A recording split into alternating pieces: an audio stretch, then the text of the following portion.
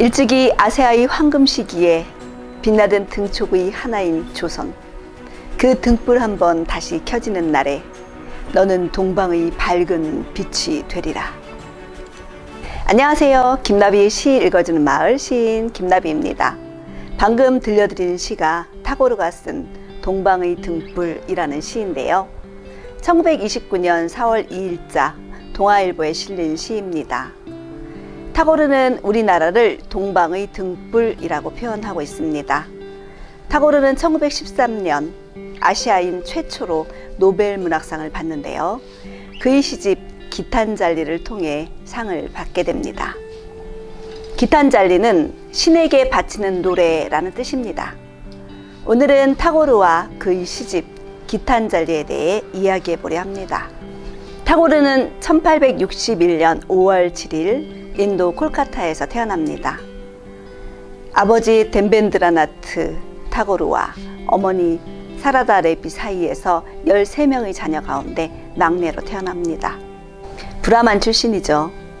어머니가 14살에 사망한 후 타고르는 하인들의 손에 자라며 교육보다는 근처의 산골을 쏘다니곤 했다고 하는데요. 16살에 최초의 단편소설 거지 여인을 쓰고 17살엔 첫 번째 시집인 시인의 이야기를 출간했다고 합니다.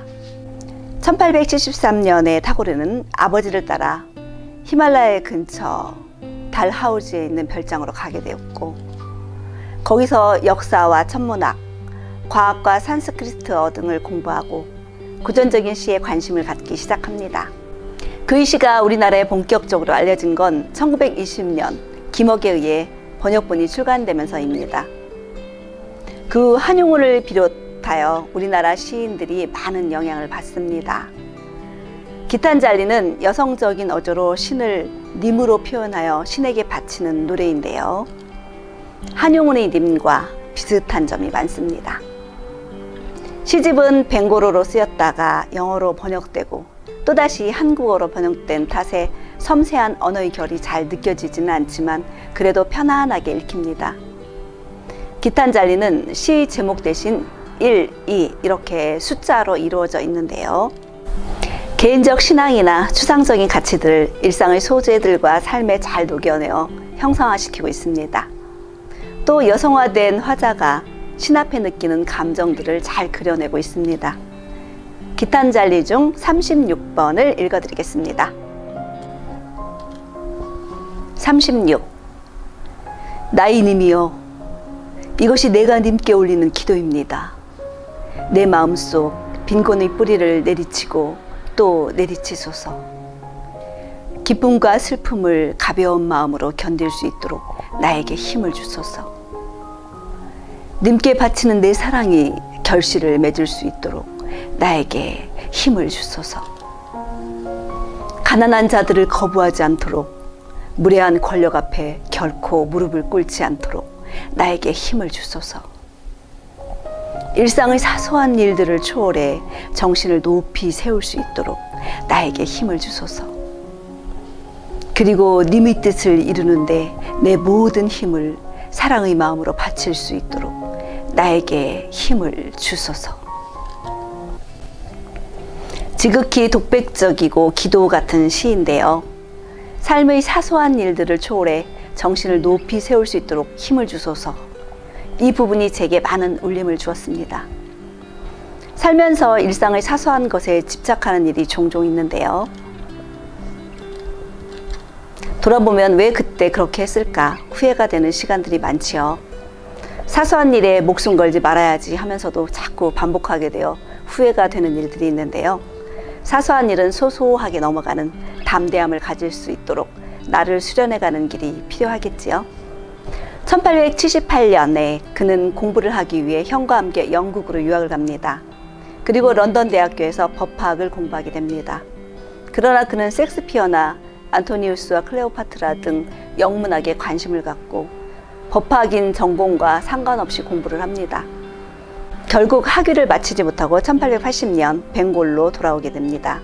그리고 희곡 2편을 쓰고 배우로도 참여를 하죠. 1883년 12월 9일에 22살의 나이로 무리랄리니 데비와 결혼을 하고 둘 사이에 5명의 아이가 있었으나 둘은 어린 나이에 세상을 떠납니다. 1913년 타고르는 동양인으로서는 최초로 노벨 문학상을 수상합니다. 스웨덴 학술원은 기탄잘리에 찬사를 보내며 그에게 노벨상을 주는데요. 그 기탄잘리에 실린 96번을 읽어드리겠습니다. 96. 나 이곳을 떠날 때 이것이 나의 작별이말이 되게 하소서. 내가 본 세상은 너무나 아름다웠다고. 빛의 바다에 드넓게 핀 연꽃 속 숨겨진 꿀을 맛보았으니 나는 축복받은 자입니다. 이것이 나의 작별이말이 되게 하소서. 무수한 형상들로 가득한 이 놀이터에서 나는 나의 놀이를 펼쳤습니다. 그리고 바로 이곳에서 나는 형상 없는 이의 모습을 언뜻 볼 수 있었습니다. 가닿을 길 없는 그의 손길이 닿았을 때 내 온몸과 팔다리는 전율했습니다. 만약 마지막이 이렇게 온다면 오게 해도 좋습니다. 이것이 나의 작별의 말이 되게 하소서. 타고르는 이 세상을 떠날 때 마지막 말이 아름다웠다고 작별의 인사를 하게 해달라고 하죠. 그리고 그는 이 세상을 놀이터라고 표현하는데요. 이 세상을 하직할 때 우리는 과연 세상을 어떤 곳이라고 표현을 하게 될까요? 각자의 살아온 날들의 무게에 따라 다 표현하는 말이 다르리라고 생각됩니다. 천상병 시인은 소풍이라고 표현했던 것처럼 말이죠. 아무튼 타고르는 25년 동안 21권의 저작을 펴냅니다. 그는 이 기간의 대부분을 유럽, 아메리카, 중국, 일본, 말레이 반도, 인도네시아 등지를 여행하며 강연하는 일로 보냅니다. 그의 작품들 상당수가 그 자신이나 다른 사람들에게 의해 영역되지만 영역본들은 벵고로 원작에 비해 문학적 가치가 상당히 떨어지는데요. 어쩌면 당연한 일이겠죠? 번역본은 원본의 섬세한 결을 다 담기엔 무리가 있으니까요. 그는 시와 단편소설 외에 주목할 만한 소설도 여러 편 썼는데 고라는 그중 가장 대표적인 작품입니다. 타고르는 이 밖에도 방글라데시 국가와 인도 국가를 작사 작곡했으며 그가 시를 짓고 직접 곡까지 붙인 노래들은 나빈드라 상기트라 하여 방글라데시와 인도 서벵골주를 아우르는 벵고로권에서 지금도 널리 불리고 있다고 합니다. 대단한 사람이죠. 하나도 힘든데 어떻게 이렇게 다방면으로 재주가 있는지.